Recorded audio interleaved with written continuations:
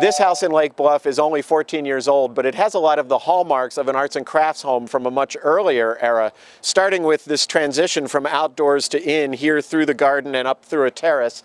Then we've got this great shallow arch, this barrel arch over the front door, and we're going to see that same arch picked up throughout the house, in kitchen windows, in the gates of the garden, and in other places in the house. Another thing that it does that has a real arts and crafts touch is the dining room here and the living room here really take advantage of the setting of the home. They open up with very large windows. The dining room is a great big room built for family, but feels very intimate because of the way it's sort of nestled into its windows, surrounded by its windows. And then the living room projects out here from the house with terrace all around.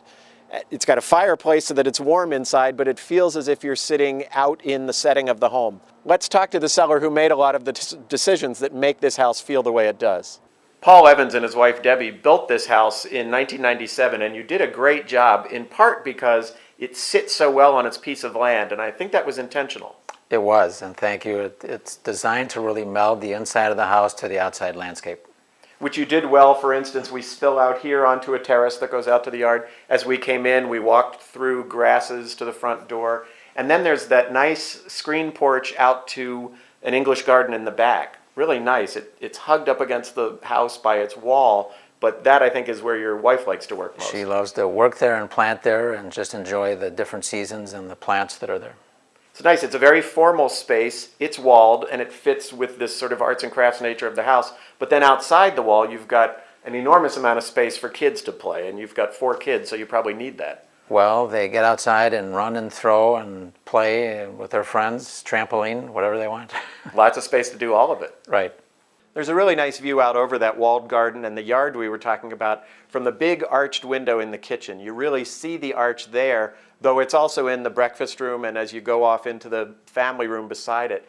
Those are some great rooms. You can really feel the emphasis on family and space here because you've got the family room, breakfast room, kitchen all together. And then the kitchen has this great big island for working and dining and a nice array of wood cabinets.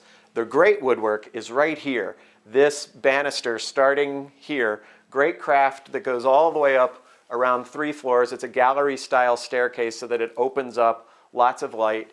Takes you first to the 2nd floor where there are 5 bedrooms, 2 pairs of 2 bedrooms each for kids, sharing a bath. So there are 2 baths between those bedrooms.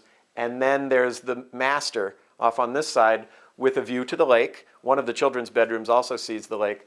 The master has a fireplace. It has a nice bathroom with a big tub and shower.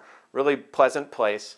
So then you go up 1 more floor to the 3rd floor, which is just an office. The whole 3rd floor is a family office. It's like a bell space on top of the house, not as large as the other floors, and it's got windows on both sides. And so that is pouring the light down on me where I'm standing here, but it also is a nice airy place. Paul was telling me that in good weather, you open the windows on the sides there, the breeze comes through, you can feel the lake. The lake is not too far away, just 1 house away from us.